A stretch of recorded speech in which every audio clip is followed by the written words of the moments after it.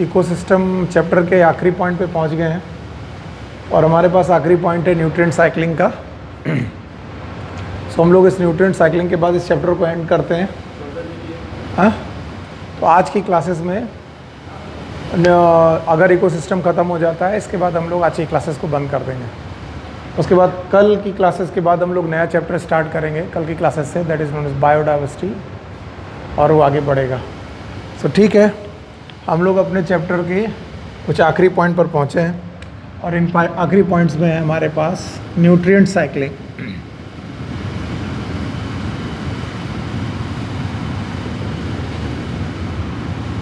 आपको याद ही होगा, मैंने आपको एक फार्मूला बताया था, PID N PEDN। मैंने बोला था कि प्रोडक्टिविटी, एनर्जी फ्लो, प्रोडक्टिविटी और एनर्जी फ्लो के बाद हम लोगों ने पढ़ा था, यस, प्रोडक्टिविटी और एनर्जी फ्लो के बाद पढ़ा था डिकम्पोजिशन। डिकम्पोजिशन के बाद हम लोग आज पढ़ रहे हैं न्यूट्रिएंट साइकिल। सो न्यूट्रिएंट साइक्लिंग के बारे में ये चीज़ें हैं, शुड नो दैट कि हमारी जो सॉइल है, सॉइल, इस सॉइल में न्यूट्रिएंट्स प्रेजेंट है। अगर मिनरल न्यूट्रिशन आपने याद किया होगा तो आपको मालूम है कि न्यूट्रिएंट दो प्रकार के हैं। कुछ न्यूट्रिएंट जिन्हें हम लोग बोलते हैं मैक्रो न्यूट्रिएंट्स, और कुछ ऐसे न्यूट्रिएंट जिनका नाम था, हम लोगों ने पढ़ा था, micro nutrients. Whether it is macro nutrient और माइक्रो न्यूट्रिएंट्स, ये मिनरल न्यूट्रिएंट्स हैं। जैसे कि इनमें एग्जांपल था carbon, hydrogen, oxygen, nitrogen, phosphorus, potassium, magnesium, sulphur, calcium. अगर आपको याद हो तो हम लोगों ने इसको एक निमोनिक से याद किया था, कॉर्न, पीके, मग से काफ़ी। आयरन यहाँ पर आ जाता है माइक्रो न्यूट्रिएंट में, तो हम लोगों ने देखा था फेकू, मंजन, मॉली, बोरो, निकेल, क्लोरो। ऐसा नहीं है कि सॉइल में केवल इतने ही मिनरल्स हैं, लेकिन ये वो मिनरल्स हैं जो बहुत इसेंशियल है, इसेंशियल मिनरल एलिमेंट है। इसके अलावा भी बहुत सारे मिनरल हैं जो सॉइल में प्रेजेंट है, लेकिन सॉइल में जो प्रेजेंट इसेंशियल मिनरल एलिमेंट्स हैं, इन इसेंशियल मिनरल एलिमेंट में ये दो कैटेगरीज हैं, एक मैक्रो और दूसरी माइक्रो। मैक्रो कैटेगरी हो कि माइक्रो कैटेगरी हो, ये जो इसेंशियल एलिमेंट हैं ये किस लिए ज़रूरी है? तो आपको मालूम है, प्लांट की ग्रोथ के लिए, प्लांट के रिप्रोडक्शन के लिए, और प्लांट की रेगुलेशन ऑफ मेटाबॉलिज्म के लिए इन सब चीज़ों की बड़ी ज़रूरत है। रेगुलेशन ऑफ मेटाबॉलिज्म,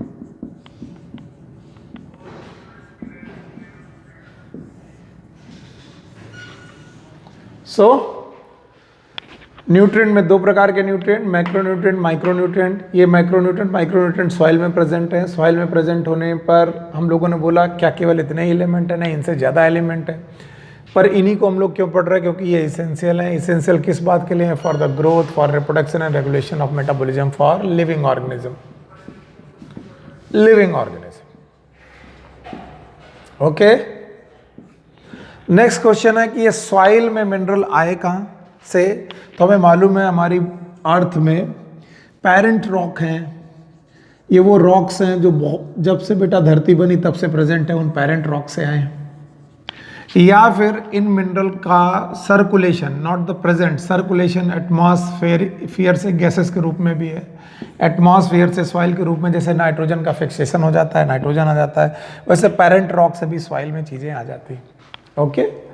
तो ये जो मिनरल न्यूट्रिशन है, मिनरल न्यूट्रिएंट है, सॉरी, ये इसेंशियल है, और इसेंशियल में भी इनका मेन काम है growth, reproduction, regulation of metabolism, living organism में इनका आना जाना, या फिर लिविंग ऑर्गेनिज्म में इनकी ज़रूरत है, ओके। अब यहाँ पर एक दो क्वेश्चन बनते हैं। पहला एक क्वेश्चन है, and that question is known as standing state. इसके पहले हम लोगों ने स्टैंडिंग क्रॉप पढ़ा हुआ था। यहाँ पर हम एक छोटा सा टॉपिक पढ़ रहे हैं, standing state. What is the meaning of standing state? तो पहली बात, स्टैंडिंग स्टेट एक अमाउंट है। It is amount of mineral elements.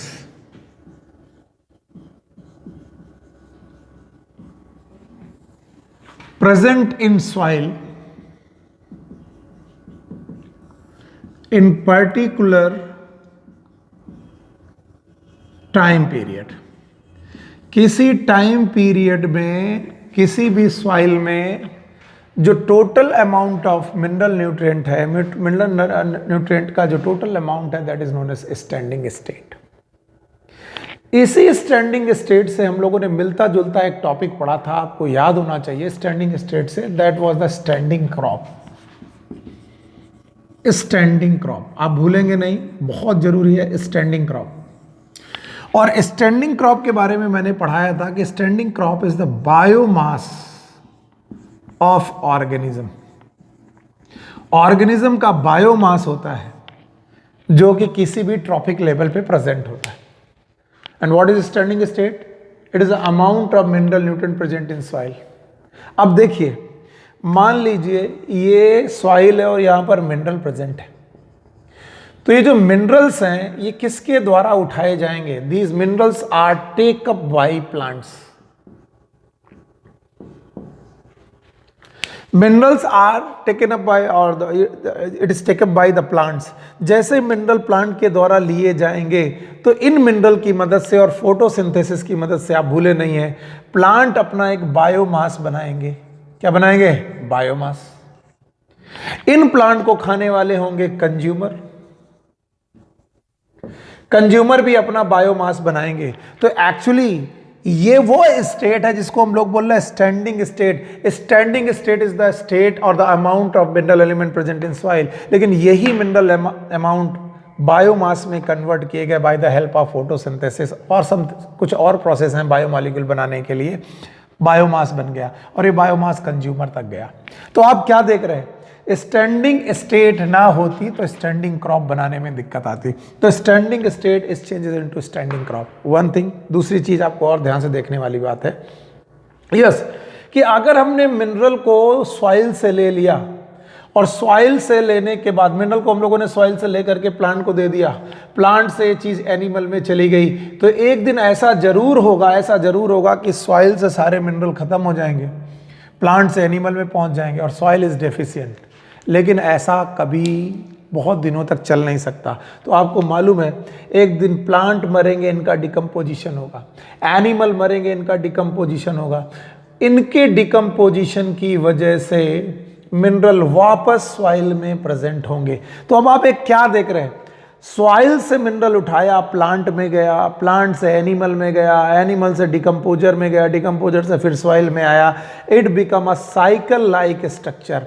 Cycle like structure का मतलब है यहां पर मिनरल एक जगह से दूसरी जगह पर आकर के फिर वहीं पर पहुंच रहा है, and that cycle is known as nutrient cycle or the nutrient cycling. इसी को हम लोग न्यूट्रिएंट साइक्लिंग बोल रहे हैं। चलिए और इसको डिटेल में पढ़ेंगे। पहले हम लोग जित बोर्ड को खाली करते हैं और जो हमारे पास है उसको समझने की कोशिश करते हैं। हमारे इकोसिस्टम की आखिरी टॉपिक में आता है न्यूट्रिएंट साइक्लिंग। न्यूट्रिएंट साइक्लिंग को समझने के लिए हम लोगों ने सबसे पहले न्यूट्रिएंट को समझा। Nutrient, these are the mineral element present in soil. ये सॉइल में कहाँ से आए, उनकी अपनी कहानियाँ है, लेकिन हम लोगों ने बड़े बड़े दो ग्रुप में बांटा, macro nutrient and micro nutrient. ऐसा नहीं कि केवल मैक्रो न्यूट्रिएंट और माइक्रो न्यूट्रिएंट ही इस दुनिया में प्रेजेंट है जो सॉइल में, और भी हैं, लेकिन हम लोग मैक्रो न्यूट्रिएंट और माइक्रो न्यूट्रिएंट को क्यों बोलते हैं, क्यों हमें ज़रूरी है? क्योंकि ये इसेंशियल है। अगर आपको इसेंशियल कंडीशन पढ़नी है कि इसेंशियल क्या होता है, तो क्राइटेरिया ऑफ इसेंशियलिटी पढ़िए मिनरल न्यूट्रिशन में। क्राइटेरिया ऑफ इसेंशियलिटी ये बताती है कि कौन सा मिनरल इसेंशियल होगा, कौन नॉन इसेंशियल होगा। खैर, ये जो इसेंशियल मिनरल एलिमेंट है ये पौधे की ग्रोथ, पौधे के रिप्रोडक्शन, रेगुलेशन ऑफ मेटाबॉलिज्म के लिए जरूरी है। फिर एक छोटा सा टॉपिक आता है that is known as standing state. Standing state is the amount of mineral element present in soil in particular time. किसी जगह पर, किसी पर यूनिट एरिया सॉइल में कितना मिनरल एलिमेंट या उसके एलिमेंट प्रेजेंट है total, whether it is essential और नॉन इसेंशियल, कोई भी मिनरल एलिमेंट वहाँ जो प्रेजेंट है उनका नाम है स्टैंडिंग स्टेट। फिर मैंने बोला कैसे स्टैंडिंग स्टेट स्टैंडिंग क्रॉप में चेंज होती है। स्टैंडिंग स्टेट है मिनरल प्रेजेंट इन सॉइल, उसकी मदद से बायोमास बन रहा है, दैट इज स्टैंडिंग क्रॉप। इस बायोमास को खा रहा है एनिमल, एनिमल से दूसरा एनिमल। अगर बेटा ये सॉइल से उठाया हुआ मिनरल दोबारा सॉइल में नहीं दिया गया, या फिर एटमॉस्फेयर से उठाया हुआ मिनरल दोबारा एटमॉस्फेयर में नहीं दिया गया, तो एक दिन एटमॉस्फेयर भी उन मिनरल से खाली हो जाएगा। या सॉरी, मिनरल क्या, मिनरल गैसेज होती हैं यहाँ पर, सॉरी, या फिर एलिमेंट वो एटमॉस्फेयर से भी खाली हो जाएगा और सॉइल से भी खाली हो जाएगा, और इस तरीके से हमें आगे चल के मिनरल की कमी खलीलने लगेगी। लेकिन यहाँ पर बड़ी बढ़िया साइकिल चल रही है और इस साइकिल का नाम है न्यूट्रिएंट साइक्लिंग, यानी न्यूट्रिएंट जहाँ से हमने उठाए वहीं पर पहुँचाए। अगर आप भूले नहीं हैं तो हम लोगों ने इकोसिस्टम की शुरुआत ही की थी बायोटिक और एबायोटिक कंपोनेंट से। बार बार मैं वही चीज़ें लिख देता हूँ आपके सामने, आपको लगेगा कि इसके अलावा और क्या कोई टॉपिक में बात ही नहीं है। यस, इकोसिस्टम में इसके अलावा कोई और बात नहीं। बायोटिक कंपोनेंट में हमारे पास आते हैं living organism, living organism. Okay, living organism में आपके पास क्या आ रहे हैं? प्लांट्स आ रहे हैं, एनिमल्स आ रहे हैं, इसके अलावा डिकम्पोजर्स आ रहे हैं। Okay, good. दूसरे तरीके के कंपोनेंट है एबायोटिक कंपोनेंट, और एबायोटिक कंपोनेंट में क्या आ रहा है? सॉइल्स आ रही, रॉक आ रही, एटमॉस्फेयर आ रहा है, ये सब नॉन लिविंग चीजें हैं। और अब आप देख रहे हैं कि एबायोटिक कंपोनेंट रॉक और सॉइल से चीजें कहां पर पहुंच रही हैं? प्लांट पर। प्लांट से कहां पहुंच रही हैं? एनिमल से। एनिमल और डिकम्पोजर से फिर कहां से पहुंच रही है? Atmosphere and rock and soil and so on. तो एक तरीके की एक साइक्लिंग है जो दोनों फैक्टर के भी, दोनों कंपोनेंट के बीच में चल रही है। It is between biotic and abiotic component. So what is nutrient cycling? It is a movement. Nutrient cycling is a movement of mineral nutrient, movement of mineral elements, movement of mineral elements. Okay, between different component of ecosystem.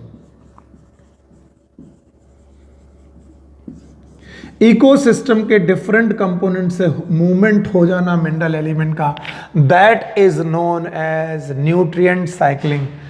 अब ये एक छोटी सी definition थी जो आपको घर में मुश्किल कर सकती है कि सर कहना क्या चाह रहे हैं। तो फिर से देखिए, movement of mineral element between different component of ecosystem. तो डिफरेंट कंपोनेंट ऑफ इकोसिस्टम दो ही हैं, बायोटिक और एबायोटिक।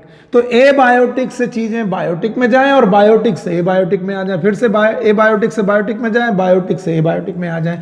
तो ये मूवमेंट जो होता रहेगा मिनरल का from biotic to abiotic, abiotic to biotic, that cycling is known as, it is nutrient cycling. Okay, nutrient cycling को इन्होंने एक छोटा सा और टर्म दिया है, it is known as bio geo chemical cycling. Bio geo chemical cycling. अब आप ध्यान से सुनिए, बायो जियो केमिकल साइकिल में तीन शब्द हैं, एक है बायो, दूसरा जियो, तीसरा केमिकल। केमिकल तो उस मिनरल का नाम है जो मिनरल मूव कर रहा है, यानी वो मिनरल जो मूव करेगा बिटवीन किसके किसके बीच में? बायो मतलब लिविंग, जियो मतलब नॉन लिविंग, और एबायोटिक मतलब यहां पर रॉक्स की बात चल रही। जियो का मतलब रॉक्स एंड सॉइल। इसका मतलब ये साइकिल बायो और जियो के बीच में है। और किसकी साइकिल है? केमिकल की। और कौन से केमिकल की? It is known as mineral chemical, and that's why nutrient cycling is also known as bio geo chemical cycling. फिर से सुनिए, bio is living, that is biotic factor. Geo is non living rock, that is abiotic factor. इसका मतलब bio geo, bio geo, bio और geo के बीच में chemical का movement, which chemical? This chemical is mineral chemical. इसका movement, इसकी cycling, it is known as bio geo chemical cycle. That's it, बहुत सिंपल है। तो जितने भी मिनरल न्यूट्रिएंट हैं या हमारे पास जो न्यूट्रिएंट हैं, उनका मूवमेंट लिविंग और नॉन लिविंग के बीच में हो रहा है, and that's why this is known as bio geo chemical cycle. बहुत ज़्यादा टॉपिक में कुछ और है नहीं जिसमें बहुत एक्सप्लोर करके बहुत ज़्यादा चीज़ें की जाएं, और हमको भी अपनी एनसीईआरटी पे फोकस रखना है। तो ज़्यादा आप टेंशन लीजिएगा मत, जितना आपको समझाया जा रहा है वो समझिए। तो न्यूट्रिएंट साइक्लिंग का नाम बायो जियो केमिकल साइक्लिंग हो गया। Now bio geo chemical cycles are of two types. Nutrient cycling जो होती हैं ये दो प्रकार की होती है। पहली तरीके की साइक्लिंग है जिनका नाम है गैसियस साइकिल और गैसियस न्यूट्रिएंट साइक्लिंग, और दूसरी तरीके की साइक्लिंग है जिन्हें हम लोग बोलेंगे सेडिमेंट्री बायोजियोकेमिकल साइक्लिंग। दो प्रकार की साइक्लिंग है, एक है गैसियस साइक्लिंग, दूसरी है सेडिमेंट्री साइक्लिंग। अब ध्यान सुनना, इन दोनों टाइप ऑफ न्यूट्रिएंट साइक्लिंग के लिए जो रेफरेंस आप पॉइंट है वो है reservoir. The reference point is reservoir. दो बातें, पहला पॉइंट, व्हाट इज रिजर्वायर? तो reservoir is a place where storage of that material occur, that mineral occurs, and this storage must be in inactive form. ये जो storage होना चाहिए ये inactive form में होना चाहिए या फिर स्लोली एक्टिव फॉर्म में होना चाहिए। ओके? रिजर्वायर उन जगहों को बोलते हैं जहां पर किसी मिनरल का स्टोरेज हो, और वो स्टोरेज ऐसा हो जो या तो बेटा उस फॉर्म में उस मिनरल का इनएक्टिव फॉर्म रखता हो या फिर बहुत स्लोली एक्टिव फॉर्म रखता हो। स्लोली एक्टिव फॉर्म होता, धीरे धीरे रिलीज करने वाला फॉर्म रखता हो। जैसे मैं मान लूं कि मेरे लिए फास्फोरस का रिजर्वायर है वो सॉइल है, इसका मतलब फास्फोरस हमारी सॉइल में प्रेजेंट है, और जो फास्फोरस सॉइल में प्रेजेंट है वो एक्टिव फॉर्म में प्रेजेंट है कि इनएक्टिव फॉर्म में? बोले इनएक्टिव फॉर्म में। क्यों? क्योंकि रिजर्वायर वो जगह है जहां से मिनरल का मूवमेंट बहुत स्लोली होना चाहिए। ओके? तो याद रखना, रिजर्वायर पॉइंट ऑफ बेसिस से हमारे पास दो तरीके की न्यूट्रिएंट साइक्लिंग होती है। न्यूट्रिएंट साइकिल्स जो होती हैं या बायोजियोकेमिकल साइकिल होती हैं वो दो प्रकार की होती है। One is known as gaseous, दूसरी है सेडिमेंट्री। अब गैसियस के जो रिजर्वायर हैं, these are atmosphere. Most of the time यहां पर एटमॉस्फेयर है जो रिजर्वायर की तरह काम करेगा। Some time aquatic habitat, aquatic habitat भी गैसियस साइकिल का सर्कुलेशन करते हैं, from water to air, air to water, water to air. Atmosphere और एक्वेटिक हैबिटेट में इनके रिजर्वायर पाए जाते हैं गैसियस साइकिल के। इनके एग्जाम्पल हैं नाइट्रोजन, इनके एग्जाम्पल हैं कार्बन। अगर मैं कार्बन की साइकिल देखूं या नाइट्रोजन की साइकिल देखूं, वो एटमॉस्फेयर से होकर के चलती है, इसका मतलब एटमॉस्फेयर में उनके रिजर्वायर है।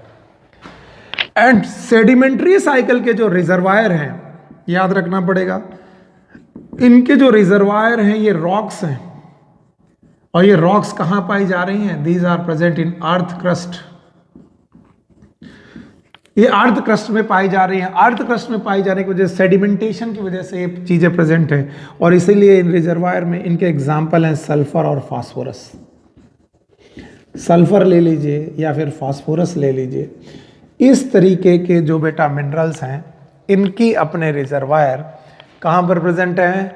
दे are present in earth crust. So हमारे पास दो प्रकार की साइक्लिंग है। अच्छा, कई बार जो अर्थ क्रस्ट में चीजें प्रेजेंट हैं उनका रिजर्वायर अर्थ क्रस्ट है, लेकिन बोला गया अगर वो इनएक्टिव फॉर्म में प्रेजेंट है तो मूव ही नहीं करेगा, पर हमें स्लोली एक्टिव फॉर्म में इस अर्थ क्रस्ट से चीजों को मूव कराना है। अगर मूव नहीं किया, ध्यान सुनो, अगर मूव नहीं किया ये मिनरल, तो बताओ प्लांट में नहीं पहुंचेगा, और अगर प्लांट में नहीं पहुंचा तो फिर एनिमल में नहीं पहुंचेगा, और एनिमल में नहीं पहुंचा तो फिर बायो और जियो, ये जियो तो हो गई लेकिन बायोकेमिकल साइकिल नहीं होगी। इसका मतलब जियो के साथ बायो साइकिल भी चाहिए, इसलिए इनके मूवमेंट भी स्लोली होने चाहिए।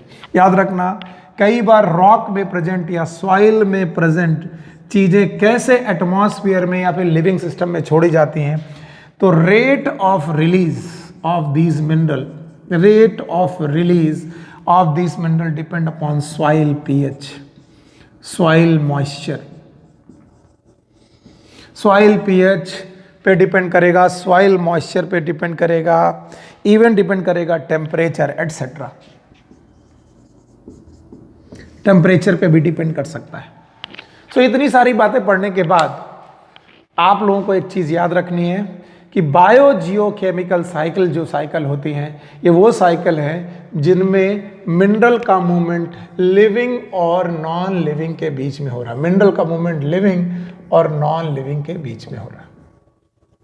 अच्छा, रिजर्वायर की डेफिनेशन में एक डेफिनेशन मैंने पढ़ाई ये कि वो प्लेस है जहां पर इनएक्टिव फॉर्म में प्रेजेंट होगा वो मिनरल, या फिर स्लोली एक्टिव फॉर्म में प्रेजेंट होगा मिनरल, या फिर वो स्टोरेज करेगा। पर याद रखना, कई बार लिविंग से कोई मिनरल नॉन लिविंग में जाए और नॉन लिविंग से लिविंग में जाए, लिविंग से नॉन लिविंग में जाए, नॉन लिविंग से लिविंग में जाए। इस मिनरल के दौरान कई बार लॉसेस होने लगते हैं उस मिनरल के, और इस लॉसेस की वजह से इस साइकिल में डेफिसिट ऑफ दैट मिनरल हो जाती है। डेफिसिट मतलब उस मिनरल की कमी हो गई, साइकिल में ही कमी हो गई। तो इस डेफिसिट को फुलफिल करने के लिए भी रिजर्वायर आते हैं। याद रखना, ये भी एनसीईआरटी में लिखा है कि रिजर्वायर के दो काम हैं, एक तो है स्टोरेज ऑफ दैट मिनरल, और दूसरा टू फुलफिल क्या फुलफिल करना है, to fulfil the deficit of that mineral in the cycle. If there is any deficit between living and non-living for that mineral, living और non living के बीच में अगर कोई भी डेफिसिट उस मिनरल के लिए हो रही है तो फिर उस डेफिसिट को भी पूरा करेगा, that is known as reservoir. तो बड़ी बड़ी बातों में, यानी जो तुम्हें याद रखनी है जिससे तुम्हारे क्वेश्चन निकल जाएं, वो दो मुख्य बातें हैं कि न्यूट्रिएंट साइकिलिंग दो प्रकार की, न्यूट्रिएंट साइकिल दो प्रकार की, और उन दोनों प्रकार की साइकिल का बेस है बेटा रिजर्वायर। रिजर्वायर वो जगह है जहां पर वो न्यूट्रिएंट स्टोरेज फॉर्म में मिलता है, या फिर हम लोग ये बोल सकते हैं वहां पर वो प्रेजेंट होगा इनएक्टिव फॉर्म में, या फिर वो बहुत स्लोली एक्टिव फॉर्म में प्रेजेंट होगा, या फिर ये वो जगह है जहां से एक मिनरल की कमी को, डेफिसिट को पूरा किया जाएगा। Okay, now the gaseous form और सेडिमेंट्री फॉर्म में दो एग्जांपल जिनका रिजर्वायर रॉक्स है, जिन मिनरल का रिजर्वायर रॉक है, सेडिमेंट्री रॉक्स हैं, ऐसी साइकिल का नाम सेडिमेंट्री साइकिल है, और जिनका रिजर्वायर बेटा एटमॉस्फेयर है, ऐसी साइकिल का नाम, ऐसी साइकिल के एग्जांपल हैं यस गैसियस साइकिल। इन्हें हम लोग गैसियस साइकिल के नाम से जानते हैं। सो हमारे पास दो प्रकार की साइकिल है। अगर आपको प्लांट फिजियोलॉजी याद हो तो मैंने वहाँ पर नाइट्रोजन साइकिलिंग पढ़ाई थी आपको। नाइट्रोजन साइकिलिंग पढ़ाने के बाद, नाइट्रोजन साइकिल वहाँ पढ़ाने के बाद आज हमारे पास दो और साइकिल हैं। इनमें से अगर आप पेज टर्न करेंगे 254, तो पेज नंबर 254 में मेरे सामने इकोसिस्टम कार्बन साइकिल के नाम से एक छोटा सा टॉपिक है। So first of all we have carbon cycle. आइए इकोसिस्टम में कार्बन साइकिल कैसे चल रही है इसको समझने की कोशिश करते हैं। कुछ डाटा है, उन डाटा को पढ़ते जाएंगे और हमारा टॉपिक पूरा होता जाएगा। ठीक है, सबसे पहले कुछ पॉइंट वाइज चीजें हम लोग लिखते हैं ताकि आसानी हो जाए। साइकिल जब मैं बनाऊं, जब मैं साइकिल आपके सामने बना करके रखूं तो आपको ऐसा ना लगे कि पता नहीं क्या हो रहा है, इसलिए मैं पहले पहले पॉइंट बना रहा हूं। पहला पॉइंट, एक तो पहला पॉइंट ये है कि हमारे पास कार्बन का स्टोरेज या फिर रिजर्वायर किन किन फॉर्म में प्रेजेंट है। क्यों ना हम लोग इसको काउंट कर लें और लिख लें। तो याद रखना, पहला पॉइंट आपको यहां पर याद रखना है कि इस पूरे इन्वायरमेंट का 71% कार्बन, 71% ऑफ टोटल कार्बन, ये जो दुनिया का टोटल कार्बन है इसका 71% या फिर 70% डाटा तो एक्चुअली 71% को लेकर की है। ये ग्लोबल कार्बन जो है 71% global carbon, it is dissolve in ocean, ये समुद्रों में प्रेजेंट है। ओके, तो हम पहले एक समुद्र के बारे में सोचेंगे जहां पर कार्बन डिसॉल्व फॉर्म में है, या तो कार्बन डाइऑक्साइड के फॉर्म में या different other salt of the carbon के फॉर्म में। ओके, दूसरा लगभग 1% carbon, 1% of total carbon, of the total carbon, not the total atmospheric gases. Total atmospheric gases का मैं गैस नहीं बता रहा हूं, कार्बन का total 1% of carbon, it is present in the form of CO2 in atmosphere, atmosphere के रूप में प्रेजेंट है। ओके, दूसरा स्टोरेज फॉर्म। तीसरा पॉइंट, ये सेडिमेंट्री रॉक्स में भी प्रेजेंट है, कुछ परसेंट इसका सेडिमेंट्री रॉक्स में भी प्रेजेंट है एज अ कार्बोनेट, कार्बोनेट के रूप में सेडिमेंट्री रॉक्स में भी सॉल्ट के रूप में प्रेजेंट है कार्बन। और चौथा फॉर्म, चौथा पॉइंट जो आपको याद रखना है, फॉसिल फ्यूल के रूप में भी प्रेजेंट है, it is fossil fuel. Fossil fuel में आते हैं गैसोलीन, जिसमें पेट्रोल, डीजल आप समझते हो, कोल एटसेट्रा, ये सब चीजें आपको स्टोरेज के रूप में मिलेंगी। ओके, पहली पॉइंट के बाद मैंने जब आपको बताया कि स्टोरेज के रूप में आपको ये 4-5 डाटा लर्न करने हैं। 71% of the total carbon dissolve in ocean, 1% of the carbon present upon the atmosphere. Total carbon का लगभग 1% कार्बन जो है वो एटमॉस्फेयर में। कुछ सेडिमेंट्री रॉक्स में प्रेजेंट है इन द फॉर्म ऑफ कार्बोनेट, कुछ फॉसिल फ्यूल के रूप में प्रेजेंट है। तो ये जो स्टोरेज है ये लिविंग ऑर्गेनिज्म में कैसे जाएगा? ये तो भाई नॉन लिविंग हो गया, it is abiotic factor, abiotic जगहों पे रखा हुआ है। ओके, तो ये रहा स्टोरेज। अब दूसरा जो टर्म हमें पढ़ना है that is known as cycling.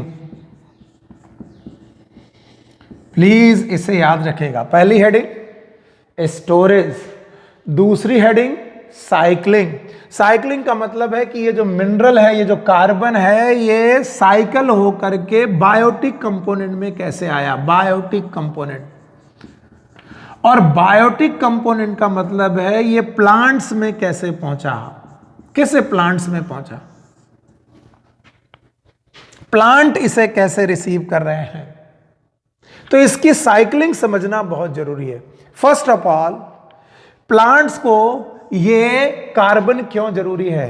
क्योंकि प्लांट्स का या फिर किसी भी ऑर्गेनिज्म का, यहां पर मैंने केवल प्लांट नहीं बोला, ऑर्गेनिज्म, ऑर्गेनिज्म मतलब लिविंग ऑर्गेनिज्म, किसी भी लिविंग ऑर्गेनिज्म का अगर आप ड्राई वेट निकालने की कोशिश करो, ड्राई वेट का मतलब है जिसमें पानी इंक्लूडेड ना हो, तो अगर मैं किसी भी ऑर्गेनिज्म का ड्राई वेट निकालने की कोशिश करूं तो 49% of the dry weight it is made up of carbon. So carbon is that much essential for the living organism. हम सब लोगों के लिए कार्बन इतना ज्यादा इंपॉर्टेंट कि हमारी बॉडी का लगभग 49% जो है वो केवल ड्राई वेट के और केवल कार्बन का बना है। कहते हैं हाँ, इस कार्बन से ज्यादा अगर कोई और ज्यादा, इससे ज्यादा कोई चीज है तो वाटर ही है, लेकिन water is not the part of dry wait.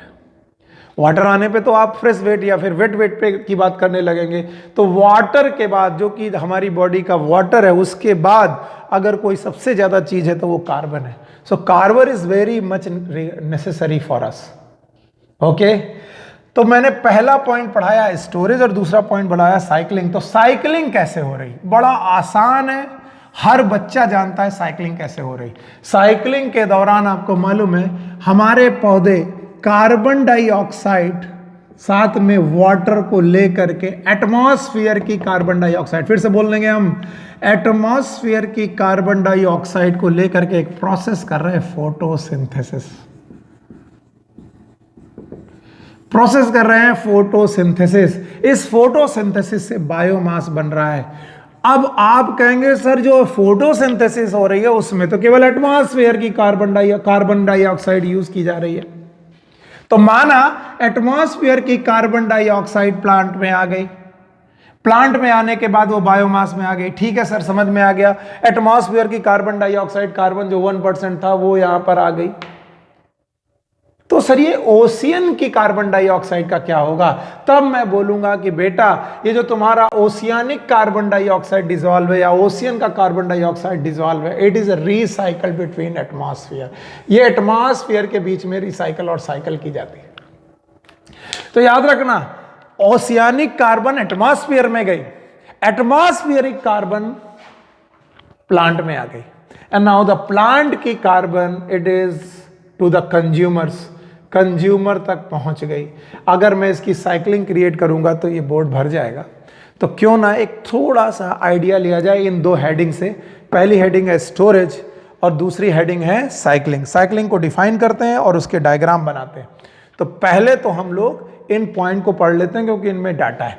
चलो, पहला है स्टोरेज। 4 तरीके का स्टोरेज है। 71% carbon dissolve in ocean, okay, 1% carbon present in atmosphere, कुछ कार्बन कार्बोनेट के रूप में सेडिमेंट्री रॉक्स में प्रेजेंट है, इसके अलावा कुछ कार्बन जो प्रेजेंट है वो फॉसिल के रूप में प्रेजेंट है। फिर मैंने बोला कि आप जब कभी स्टोरेज देख लें तो फिर देखें इस कार्बन की साइक्लिंग कैसे हो रही। और साइक्लिंग जरूरी क्यों है? साइक्लिंग इसलिए जरूरी है कि किसी भी लिविंग ऑर्गेनिज्म का लगभग 49% ड्राई वेट, जो हमारा ड्राई वेट है उसका 49% केवल कार्बन का बना हुआ है। इससे ज्यादा अगर कुछ हमारे बॉडी में है, कार्बन से ज्यादा अगर कुछ है तो वो पानी ही है। पानी के बाद अगर कोई सबसे ज़्यादा चीज़ हमारी बॉडी में है वो कार्बन, तो कार्बन इतना रिक्वायर्ड है। तो ये कार्बन हमारी बॉडी में आया कैसे, तो हमने बोला एटमॉस्फेयर से कार्बन आया हमारी बॉडी में। तो मैं एक साइकिल क्रिएट कर रहा हूं बाय द डायग्राम, आप कॉन्टिन्यूअस देखते जाइएगा, मैं यहां पर प्रोसेस लिखता जाऊंगा, तो आप देखते जाइएगा मैं क्या कर रहा हूं। सबसे पहले तो आपके दिमाग में एक सॉइल का एरिया आना चाहिए, सॉइल है। इस सॉइल पर आप ये समझ लीजिए कि एक प्लांट है, ओके। इस सॉइल पर प्रेजेंट इस प्लांट को कार्बन डाइऑक्साइड, ये रही वो कार्बन डाइऑक्साइड जो कि वाटर के साथ जुड़कर प्रोसेस कर रही है फोटोसिंथेसिस। तो मैं साइकिलिंग के दौरान जो सबसे पहला प्रोसेस लिखूंगा इट इज फोटोसिंथेसिस। इनफ्लक्स कर दिया मैंने, कार्बन मैंने नॉन लिविंग से लिविंग में एंट्री करा दी, यानी नॉन लिविंग यानी एबायोटिक फैक्टर यानी एटमॉस्फेयर से, यहां पर लिख देते हैं एटमॉस्फेयर, एटमॉस्फेयर की कार्बन को मैंने लिविंग सिस्टम में इंट्रोड्यूस कर दिया बायोमास बना करके, ओके। अभी आपको देखना है अगर ये सॉइल एरिया है, लैंड एरिया है, सॉइल है, लैंड एरिया है, तो आपको दूसरा एरिया डायग्राम वाइज ही यहां पर बनाना पड़ेगा। इट इज एक्वेटिक और द ओशियनिक एरिया। मैं केवल डायग्राम बनाने के लिए आपको दिखाने की कोशिश कर रहा हूं। एक्वेटिक वाटर, और इस वाटर वाले एरिया में 70% कार्बन है। आपने बोला 70% कार्बन डिसॉल्व है, तो पहली बात तो 70% कार्बन का मूवमेंट टूवर्ड्स एटमॉस्फेयर है, एक्सचेंज एटमॉस्फेयर की तरफ है। कैसे है उसके कुछ आइडियाज आपको मैं बताने की कोशिश करता हूं। मान लीजिए यहां पर भी कुछ पौधे हैं, अब मैं पौधे हर बार ऐसे ही बनाता हूं, पर आप इनको एक्वेटिक एल्गी के रूप में समझिए या फिर एक्वेटिक प्लांट्स के रूप में समझिए।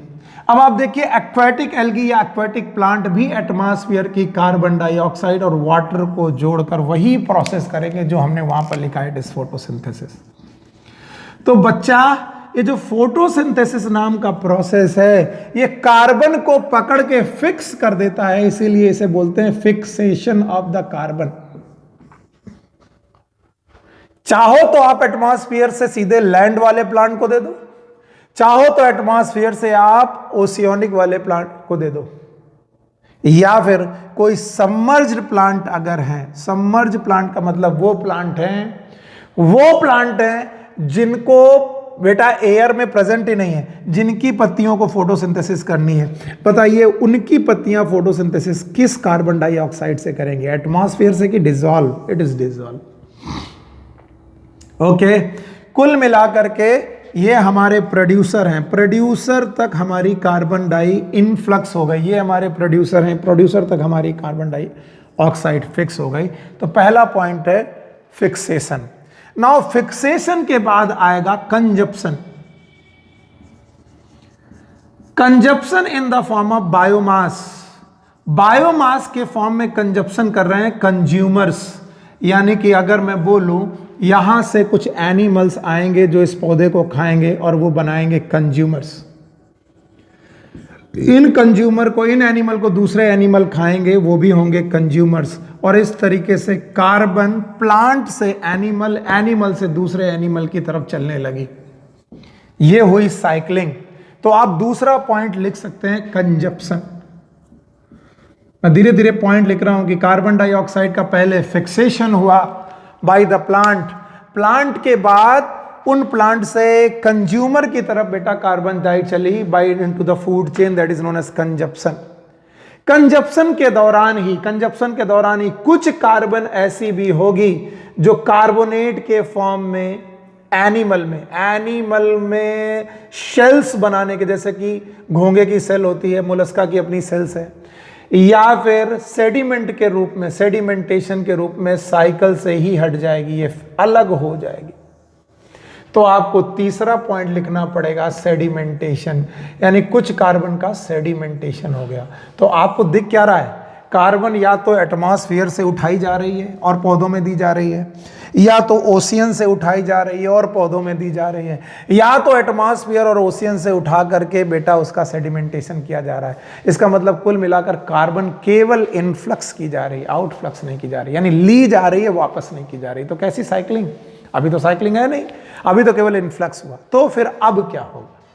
अब होगा, मैं पेन यूज कर रहा हूं, आपके सामने ग्रीन पेन यूज कर रहा हूं ताकि आपको कलर दिखाई पड़ता रहे। अब होगा क्या, ये पौधे करेंगे रेस्पायरेशन। देखिए ग्रीन कलर से मैं ये उठा रहा हूं, पौधे करेंगे रेस्पायरेशन। रेस्पायरेशन के दौरान कार्बन डाइऑक्साइड वापस होगी। एनिमल भी करेंगे रेस्पायरेशन, एनिमल भी करेंगे रेस्पायरेशन। एक्वाटिक प्लांट और एक्वाटिक एनिमल भी करेंगे रेस्पायरेशन। रेस्पायरेशन के दौरान जो कार्बन डाइऑक्साइड हमने ली थी, लगभग उतनी ही कार्बन डाइऑक्साइड हमने वापस करना चालू किया। तो हमारे पास जो चौथा पॉइंट होगा, it is known as respiration. मैं साइकिल बनाने की कोशिश कर रहा हूं। साइकिल का मतलब है जहां से हमने चीजों को इनफ्लक्स किया वहीं पर वापस लौटा दूं। फिर से चलो, एटमॉस्फेयर में स्टोरेज के हम लोगों ने 4 तरीके बताए थे। 71% ओशियन में पड़ा था, 1% एटमॉस्फेयर में पड़ा था, कुछ बेटा सॉइल में, सॉरी सेडिमेंट में पड़ा हुआ था, कुछ पड़ा हुआ था फॉसिल फ्यूल के रूप में। अब हम लोग पहले कार्बन को इनपुट कर रहे हैं। पहले एटमॉस्फेयर से प्लांट को उठाया, प्लांट से कंज्यूमर को उठाया, कंज्यूमर से पहुंच गए, फिर एटमॉस्फेयर से हमने एक्वेटिक प्लांट को बचाया, या फिर ओशियानिक डिजॉल्व कार्बन डाइऑक्साइड को हम लोग सबमर्ज प्लांट और बाकी प्लांट को दिया, और इस तरीके से कंजप्शन की तरफ किया। इसके अलावा हमने सेडिमेंटेशन किया, जो कि हमारी साइकिल से ही बाहर हो गया, आउटसाइड द साइकिल हो गया। अब इतना सब करने के बाद हमने कार्बन डाइऑक्साइड को जियो से बायो में लाया। जियो से बायो का मतलब है एबायोटिक से बायोटिक में लाया। अब बायोटिक वाले लोग वापस लौटा रहे हैं by the process known as respiration, by the process known as respiration. Respiration के अलावा और क्या तरीका है जब हम एटमॉस्फेयर को अपनी कार्बन डाइऑक्साइड वापस करें? यस, 5वां पॉइंट है burning of would. Burning of would. छठा है फॉरेस्ट फायर। जब कभी भी कहीं पर भी बर्निंग होगी, बर्निंग के दौरान कोई भी ऑर्गेनिक मटेरियल जड़ेगा या ऑर्गेनिक मटेरियल जलेगा, ऑर्गेनिक मटेरियल जलेगा या कार्बन कंटेनिंग मटेरियल जलेगा, तब भी कार्बन डाइऑक्साइड बाहर जाएगी, वापस आएगी। तो आपके पास पहला है फोटोसिंथेसिस, दूसरा consumption, sedimentation, respiration, burning of wood, forest fire, 7वां कंजप्शन और the combustion of the organic material, combustion of the organic material. Organic material को यूज करके भी हमने उनका भी कंबशन किया, और कंबशन करने के बाद भी कार्बन डाइऑक्साइड वापस लौटाना चालू किया। अब इस जगह पर डायग्राम बनाने के लिए बोल रहा हूं मैं। आपको इतना मालूम है कि we have some fossil fuels, और फॉसिल फ्यूल में हमारे पास गैसोलीन है, कोल्स हैं, कोल है। अब इस फॉसिल फ्यूल की बर्निंग के दौरान भी हमने कार्बन डाइऑक्साइड वापस की। तो आप देख रहे हैं, सॉइल से एटमॉस्फेयर, एटमॉस्फेयर से प्लांट, ओके ओके, वाटर से प्लांट, प्लांट से एटमॉस्फेयर, ओके, सॉइल से प्लांट, प्लांट से कंज्यूमर, कंज्यूमर से दूसरे कंज्यूमर, कंज्यूमर का रेस्पिरेशन वापस। अभी भी बहुत बड़ा बायोमास पड़ा हुआ है, इसका कुछ नहीं हो रहा। तब हम बोलेंगे उस बायोमास का होगा डिकम्पोजिशन, और जो डिकम्पोजिशन है ये होता है डेट्राइटस का। और जब डेट्राइटस का डिकम्पोजिशन होगा, मरी हुई सड़ी गली चीज़ों का डिकम्पोजिशन होगा। इन डिकम्पोजिशन के दौरान भी CO2 बाहर आएगी। देखिए डायग्राम बनाते वक्त सब कुछ गड्ढमड हो गया, लेकिन अगर आप चीज़ें याद रखेंगे तो आपको साफ साफ चीज़ें दिखाई पड़ेंगी। नंबर 1 इज फोटोसिंथेसिस, जिससे फिक्सेशन किया हमने एटमॉस्फेयर की कार्बन का। फिर कंजप्शन किया, यानी प्लांट ने दिया एनिमल को, एनिमल ने दूसरे एनिमल को, उससे अलग एनिमल को, इस तरीके से।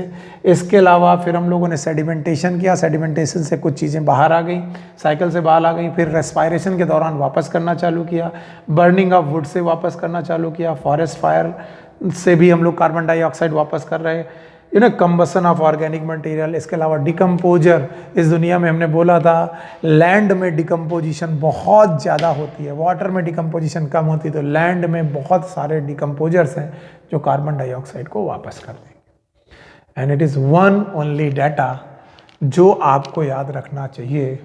इस दुनिया में जितनी भी कार्बन डाइऑक्साइड है, उस कार्बन डाइऑक्साइड का जो फिक्सेशन है, फिक्सेशन करके जो कार्बन डाइऑक्साइड फिक्स की जा रही है, it is 4 × 10⁻13 kilogram of global carbon, पूरे दुनिया की कार्बन डाइऑक्साइड फोटोसिंथेसिस के द्वारा फिक्स की जा रही है, जिसकी वैल्यू लगभग 4 × 10⁻13 kg है।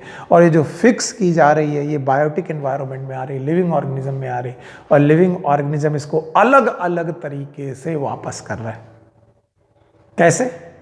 बर्निंग से, कंबशन से, बर्निंग ऑफ फॉसिल फ्यूल से, इवन रेस्पायरेशन से, इवन डिकम्पोजिशन से। यानी मैं कितने तरीके से वापस कर सकता हूं।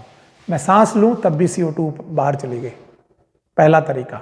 मैं अपने घरों में लकड़ियां जला रहा हूं तब भी CO2 वापस चली गई। मैं एक गाड़ी चलाता हूं, व्हीकल चला करके आ रहा हूं, उसमें डीजल है, डीजल हुआ तो उस तब भी CO2 मैंने वापस की। और सबसे बड़ा त्याग जब मैं मर जाऊंगा, जब मैं मरूंगा तो मेरा डिकम्पोजिशन होगा, मेरी बॉडी के डिकम्पोजिशन के दौरान यहाँ से CO2 निकलेगी। सो अल्टीमेटली मैंने जो कार्बन प्लांट से ली थी वो अल्टीमेटली एक दिन एटमॉस्फेयर को मैं वापस कर दूंगा। And this cycle is known as carbon cycle in nature. This was the main cycle, carbon cycle. अगर आप इसके स्टेप भी पढ़ लेंगे तो आपको डाटा आता रहेगा और समझ में आ जाएगा। तो ये एक प्रकार की गैसियस साइकिल है। गैसियस साइकिल क्योंकि इसका रिजर्वायर सॉइल में कम बजाय एक्वेटिक और एटमॉस्फेयर में है। 71% इसका रिजर्वायर है एक्वेटिक ओशियनिक, बाकी 1% जो प्रेजेंट है वो एटमॉस्फेयर। पर 1% एटमॉस्फेयर प्रेजेंट होने के बावजूद भी एटमॉस्फेयर के द्वारा ही चीज़ें बेटा बायोटिक सिस्टम में घुस रही। तो ओशियनिक कार्बन भी एटमॉस्फेयर में रिसाइकल हो रहा है और फिर एंट्री कर रहा है बायोटिक सिस्टम में, और इस तरीके से उसकी साइकिलिंग हो रही। Thank you very much. तो चलिए एक बार लर्न करते जाते हैं। सबसे पहला प्रोसेस है फोटोसिंथेसिस। फोटोसिंथेसिस के बाद दूसरा प्रोसेस है, फोटोसिंथेसिस के दौरान हम लोग इसे बोलते हैं फिक्सेशन। फिक्सेशन के दौरान ग्लोबल कार्बन का 4 × 10⁻13 kilogram of carbon fix annually, हर साल फिक्स हो जाती है। याद रखना ये फिक्स कार्बन अलग अलग जाती है, यानी पहले तो प्लांट से एनिमल, एनिमल से दूसरे एनिमल, और इस तरीके से डिकम्पोजर तक जाती है। और फिर से वापस करने के बहुत सारे तरीके हैं। चलिए कुछ तरीके हम लोग गिनते हैं वापस करने के, एक बार और। नंबर 1 रेस्पायरेशन, सांस लेना, CO2 वापस करना। नंबर 2 कंबशन, लकड़ी जलाना, ईंधन जलाना, गैस जलाना। Number 3 it is combustion of organic material, किसी भी ऑर्गेनिक मटेरियल का कंबशन कर देना, बर्निंग कर देना, कंबशन कर देना। नंबर 4 डिकम्पोजिशन कर देना। इसके अलावा फॉसिल फ्यूल के बारे में मैंने आपको बता ही दिया। So this was the cycle that is known as carbon cycle. Okay, carbon cycle के बाद हमारे पास एक सेडिमेंट्री साइकिल है, and that sedimentary cycle, it is known as phosphorus cycle in ecosystem. Ecosystem में हम लोग फास्फोरस साइकिल के बारे में समझने की कोशिश करते हैं।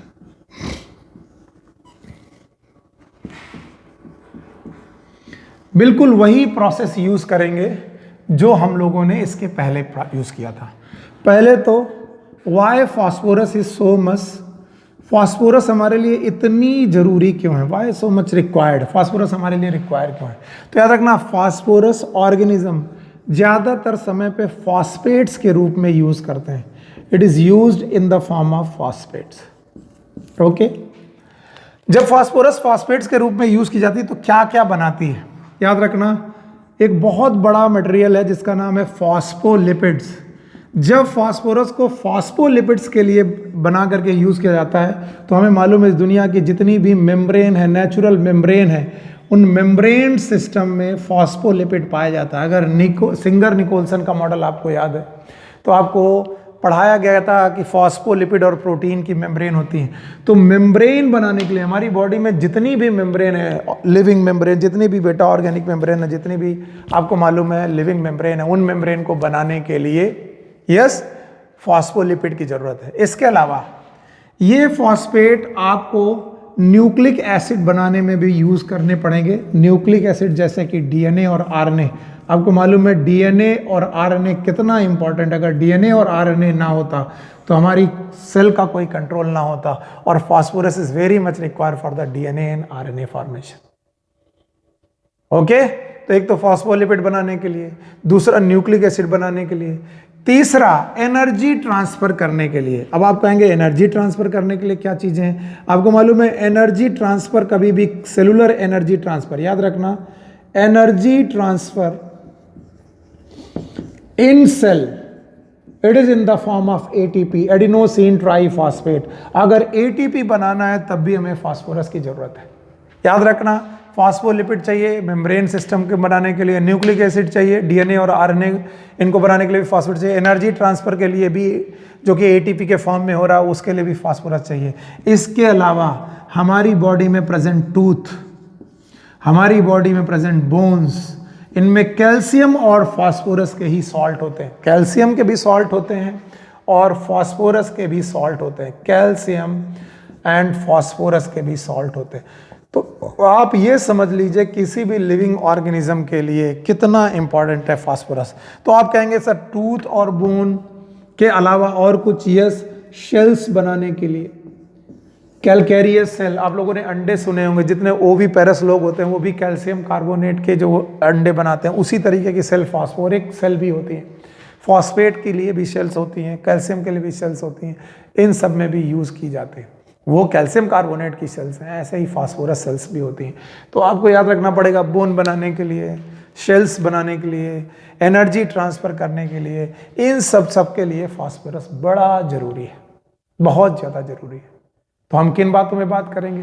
पहला point reservoir, that is storage. चलिए हम लोग स्टोरेज के बारे में बात करते हैं। स्टोरेज ऑफ द फास्फोरस और the reservoir of the phosphorus. Phosphorus का रिजर्वायर क्या है? फास्फोरस का रिजर्वायर है बेटा रॉक्स। ये जो चट्टाने प्रेजेंट है धरती में, जो चट्टाने प्रेजेंट है, रॉक्स प्रेजेंट है, यही रिजर्वायर है और ये फॉस्फेट के रूप में फास्फोरस को रखती है। और इनकी साइक्लिंग कैसे होती है वो मैं आपको बता दूंगा। याद रखना, there is no atmospheric stage in this cycle, in phosphorus cycle. Phosphorus cycle में एटमॉस्फेरिक स्टेज बिल्कुल नहीं पाई जाती। ये याद रखना, ये क्वेश्चन कई सालों तक पूछा गया। There is no atmospheric stage in phosphorus cycle. Phosphorus cycle में एटमॉस्फेरिक स्टेज नहीं होती। पर एनसीईआरटी कहते हैं कि वेरी लो लेवल कंट्रीब्यूशन, बहुत वेरी माइन्यूट कंट्रीब्यूशन। तो अगर कंट्रीब्यूशन है भी एटमॉस्फेयर का तो बहुत थोड़ा कंट्रीब्यूशन है, जो कि हम लोग नेग्लिजिबल समझते हैं। इसलिए हम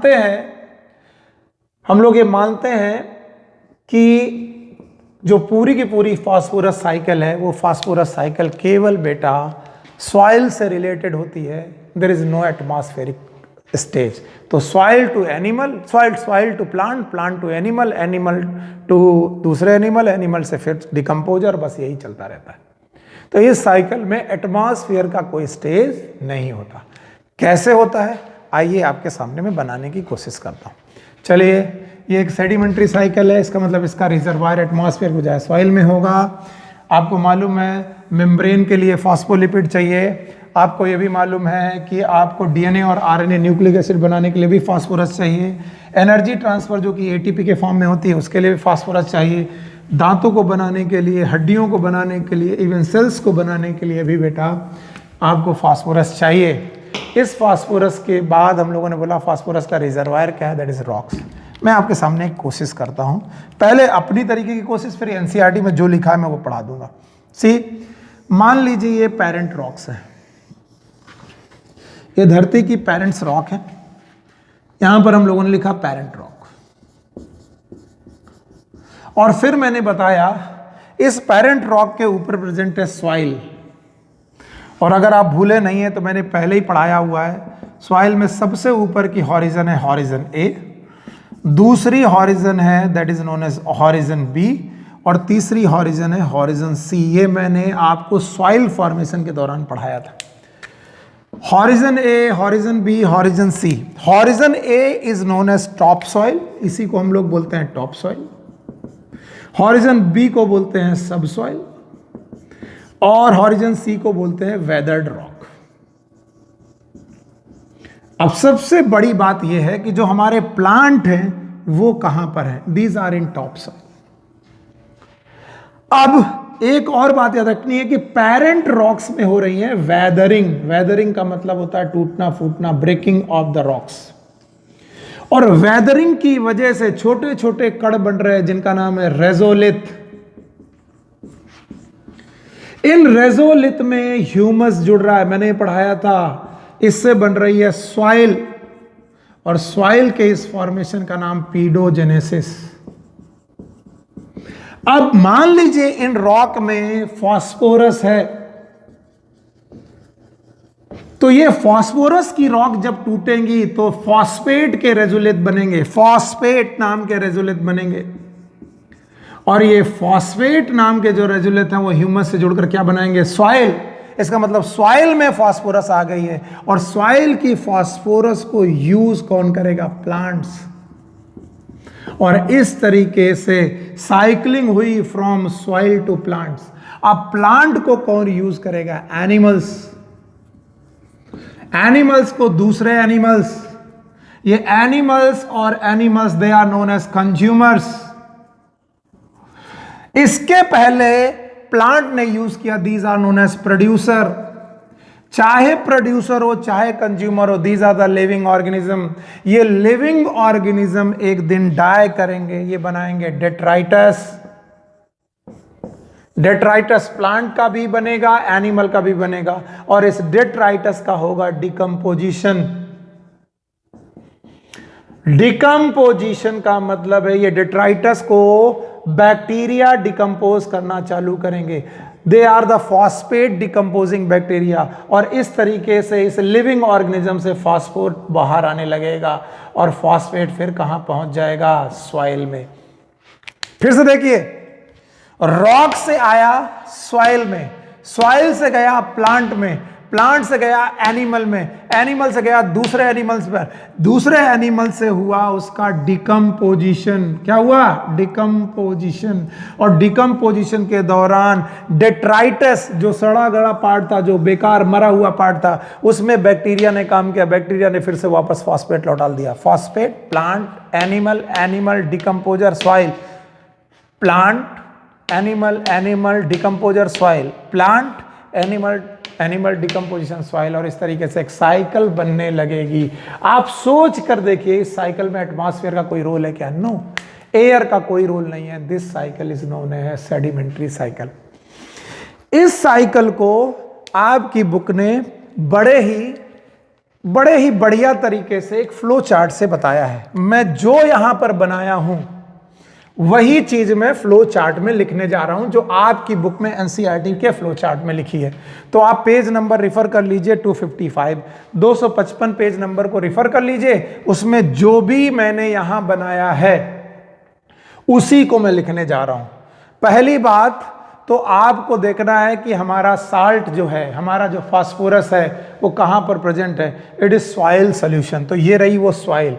सॉइल के लिए सबसे पहले एक आपने चैम्बर बनाया, सॉइल सॉल्यूशन। सॉइल सॉल्यूशन में फास्फोरस आया, कहां से आया वो बाद में देखेंगे। सॉइल सॉल्यूशन में जो फास्फोरस आया वो कहां से आया, आपको मालूम है, वो आया रॉक से। आपने इनका नाम रखा पेरेंट रॉक।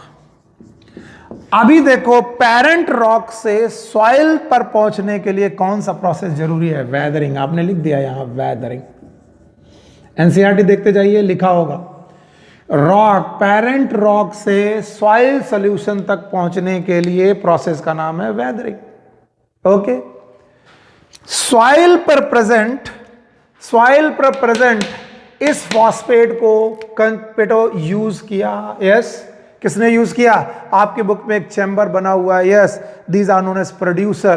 प्रोड्यूसर का मतलब plant, these are producer.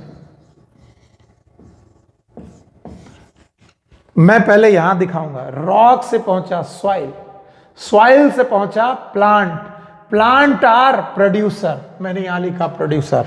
Rock से पहुंचा सॉइल, सॉइल से पहुंचा प्लांट, प्लांट इज प्रोड्यूसर। दिखाई पड़ा आपको, ओके। प्रोड्यूसर से पहुंचा, यस, कंज्यूमर। कंज्यूमर कौन है, एनिमल्स। एक एनिमल ने दूसरे एनिमल को खाया, दूसरे एनिमल ने तीसरे को खाया, कंज्यूमर पे पहुंचा।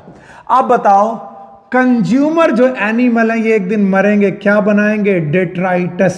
डेट्राइटस का मतलब होता है डेड पार्ट, पर डेट्राइटस तो प्रोड्यूसर का भी बन सकता है। यस, प्रोड्यूसर भी मरेंगे तो डेट्राइटस बनाएंगे, कंज्यूमर भी बनेंगे तो डेट्राइटस बनाएंगे, और डेट्राइटस पे काम करेंगे बैक्टीरिया। डिकम्पोजिशन होगा, और डिकम्पोजिशन करने के बाद फिर से वापस सॉइल में आ जाएगा फॉस्फेट। कुछ फटा फॉस्फेट सॉइल से रन ऑफ हो जाएगा। रन ऑफ का मतलब है जो पानी के साथ बह जाएगा, जिसकी लीचिंग हो जाएगी। तो लीचिंग वाला पॉइंट भी याद रखने वाला पॉइंट है। तो पहले ये देखिए, rock, soil, plant, animal, detritus, soil. Plant, animal, detritus, soil. Plant, animal, detritus, soil. Now उठाइए, plant, animal, detritus, soil.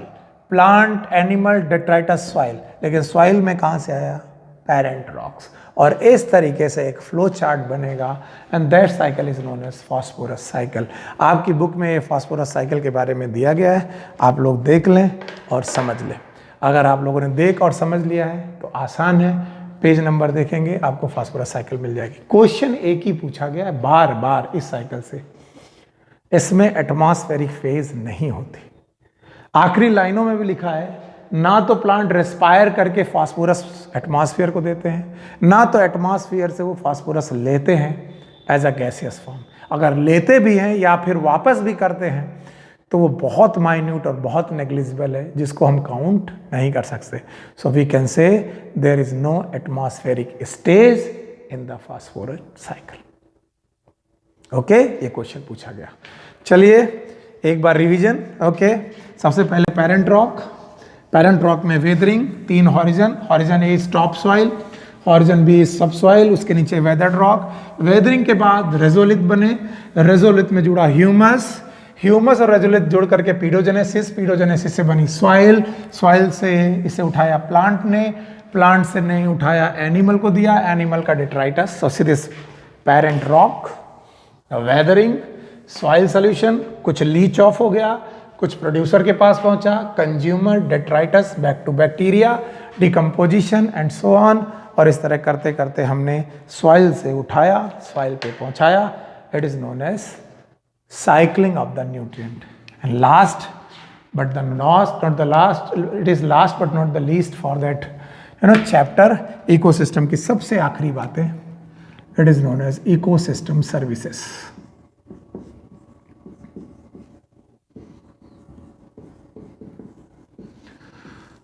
Ecosystem हमारे लिए क्या क्या सर्विसेज कर रहा है, उनके बारे में कुछ बात करते हैं। तो सबसे पहले डाटा है कि एक हेल्दी इकोसिस्टम मनुष्य को क्या क्या दे सकता है, हेल्दी इकोसिस्टम हमें क्या क्या प्रोवाइड कर सकता है। इसकी बुक ने एक लिस्ट बनाई है, पूरी की पूरी एक लिस्ट बनाई है।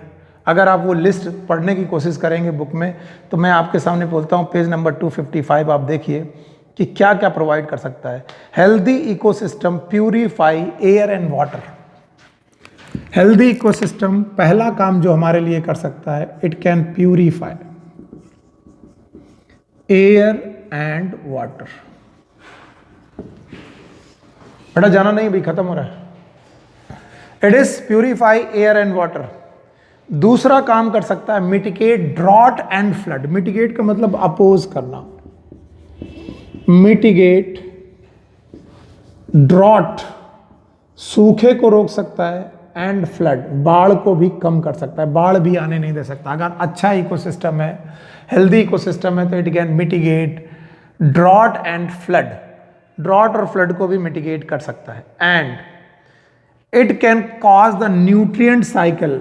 न्यूट्रिएंट की साइक्लिंग कर सकता है, जो अभी पढ़ाया था मैंने, न्यूट्रिएंट साइक्लिंग। न्यूट्रिएंट साइक्लिंग कर सकता है। इसके अलावा ये आपके लिए कर सकता है फर्टाइल सॉइल का formation, formation of fertile soil. अगर कोई अच्छा हेल्दी इकोसिस्टम है तो वो फर्टाइल सॉइल आपके लिए क्रिएट कर सकता है। इसके अलावा वाइल्ड लाइफ हैबिटेट, यानी इस फर्टाइल सॉइल में वाइल्ड लाइफ हैबिटेट क्रिएट किए जा सकते हैं। अगर वाइल्ड लाइफ हैबिटेट क्रिएट किए जा सकते हैं तो ये आपकी बायोडाइवर्सिटी को मेंटेन कर सकता है, बायोडाइवर्सिटी को मेंटेन कर सकता है। इसके अलावा पॉलिनेशन में हेल्प कर सकता है। इकोसिस्टम में पॉलिनेशन सर्विसेज बहुत ज़्यादा हैं। पॉलिनेशन बेटा की सर्विसेज कर सकता है। इसके अलावा ये स्टोरेज ऑफ कार्बन है, स्टोरेज ऑफ कार्बन। कार्बन का ही स्टोरेज क्यों? क्योंकि बायोमास में बेटा जो 49% होता है वो कार्बन ही होता है, तो कार्बन का स्टोरेज हो सकता है। इसके अलावा ये आपको एस्थेटिक वैल्यू दे सकता है, रिलीजियस वैल्यू दे सकता है और स्पिरिचुअल वैल्यूज दे सकता है, यानी स्पिरिचुअल वैल्यूज भी क्रिएट कर सकता है आपके लिए। आपको इकोसिस्टम की सर्विसेज मैंने लिस्ट बनाई, क्यों बनाई और क्यों जरूरी है? क्योंकि आपको ये सब चीजें फ्री में मिल रही हैं, यानी आपको हेल्दी इकोसिस्टम ये सारी सर्विसेज फ्री में दे रहा है और आपको मालूम ही नहीं आप कितना पैसा बचा रहे हो। चलिए मैं आपको थोड़ा सा आइडिया देता हूं। अगर आज आपको घर में वाटर को प्यूरिफाई करना है, वाटर को प्यूरिफाई करना है, आप एक आरओ लगाते हैं और आरओ कितना वाटर प्यूरिफाई कर लेता होगा दिन में आप खुद जानते हो, बहुत कम। लेकिन एटमॉस्फेयर में वाटर को प्यूरिफाई करने के लिए हेल्दी इकोसिस्टम है जो अपने आप फ्री ऑफ कॉस्ट कर रहा है। जबकि आरओ यूज करने पर आपको कॉस्ट देनी पड़ेगी, बिजली के बिल देने पड़ेंगे, आपको बहुत सारे बिल्स प्रोवाइड करने पड़ेंगे। आप मानिए ड्रॉट और फूड से, सूखे और बाढ़ आने से कितना फसलों का नुकसान हो सकता है, लेकिन हेल्दी इकोसिस्टम हमको फ्री ऑफ कॉस्ट इनसे बचाता है। न्यूट्रिएंट साइक्लिंग के लिए आपको मालूम है अगर न्यूट्रिएंट सॉइल में कम हो जाए, आप फर्टिलाइजर यूज करते हैं, कितना पैसा फर्टिलाइजर में खर्चा होता है, बहुत सारा पैसा खर्चा होता है, लेकिन इकोसिस्टम ये आउट ऑफ फ्री कर रहा है। आपको फर्टाइल सॉइल पैदा हो गई, न्यूट्रिएंट साइकिल हो गई, वाइल्ड लाइफ हैबिटेट क्रिएट करने के लिए, एक जंगल बनाने के लिए, उसमें शेरों को रखने के लिए, जानवरों को रखने के लिए कितना पैसा खर्चा हो सकता है। बायोडाइवर्सिटी, बताइए पॉलिनेशन का आप मोल क्या लगाएंगे, क्या देंगे कॉस्ट अपने फलों का? अगर पॉलिनेशन इस दुनिया में ना होता तो सीड नहीं बनते, सीड नहीं बनते, फ्रूट नहीं बनते। तो बताओ जो फल खाते हैं, सीड खाते हैं, ग्रेन खाते हैं, इन पॉलिनेशन की वजह से ही है। बताइए आप आम का क्या क्या कॉस्ट दे सकते हैं, सेब का क्या कॉस्ट दे सकते हैं, एप्पल, कोई भी एलमंड, कोई भी सीड का क्या कॉस्ट दे सकते हैं? बहुत पैसा खर्चा करते हैं, लेकिन ये आपको फ्री मिल रहा है। कार्बन का स्टोरेज कर सकता है और इससे ज्यादा आप लोगों ने घूमने फिरने में बहुत पैसा खर्चा करना है। आप जाते हैं कि सर आज हम केरला जा रहे हैं, केरला में बड़ा ग्रीनरी है सर, वहाँ ग्रीनरी में हम लोग बहुत मज़ा आया, घूम रहे हैं ग्रीन कंडीशन में। अरे आपने कितना पैसा खर्चा कर दिया केवल हरियाली देखने के लिए। एक हेल्दी इकोसिस्टम क्रिएट करिए, हरियाली आपके घर पे। और इन सब चीज़ों में आप पैसा लगाकर काम करते हैं, जो आप पैसा लगाकर काम कर रहे हैं हेल्दी इकोसिस्टम फ्री में प्रोवाइड करता है। तो साइंटिस्ट ये कहते हैं कि हम लोग इनकी कॉस्ट को बता नहीं सकते कि हेल्दी इकोसिस्टम हमारे लिए कितना कॉस्ट रखता है, लेकिन ये इकोलॉजिस्ट हुए हैं रॉबर्ट कॉस्टेंज, इन्होंने एक अनुमान लगाया है कि कोई भी हेल्दी इकोसिस्टम हमारे लिए कितना काम कर सकता है। तो उनके हिसाब से लगभग 33 ट्रिलियन डॉलर, लगभग 33 ट्रिलियन डॉलर वर्ल्ड वाइड, और वो भी एनुअल,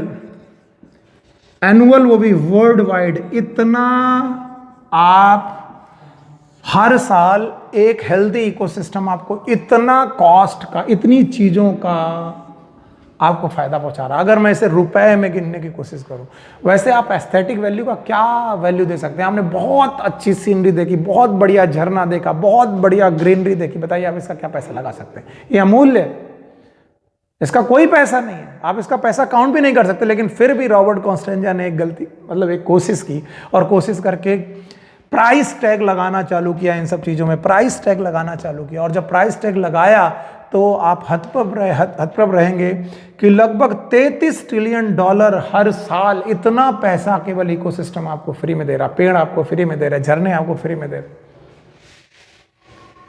इतना पैसा, जो कि annual GNP, gross national product of the world wide, GNP जो कि लगभग 18 ट्रिलियन डॉलर का है, 18 ट्रिलियन डॉलर का है, उसका लगभग डबल है।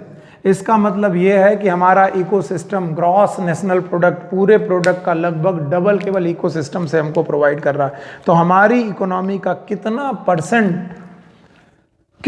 परसेंट पार्ट खर्च हो जाए अगर हम ये सब भी खरीदने लगें, अगर हम साफ हवा खरीदने लगे एटमॉस्फेयर से, तो कितना खर्चा हो जाएगा? 33 ट्रिलियन डॉलर। इतना अगर कल को जो हमें एयर फ्री मिल रही है सांस लेने के लिए, वो गंदी एयर हमको खरीदनी पड़ जाए तो कितना पैसा खर्चा पड़ना पड़ेगा। पानी हम खरीदने ही लगे, खरीद के ही पी रहे। इसके अलावा ड्रॉट और फ्लड को रोकने के लिए कितना पैसा लग सकता है, बायोडाइवर्सिटी मेंटेन करने के लिए कितना पैसा लग सकता है।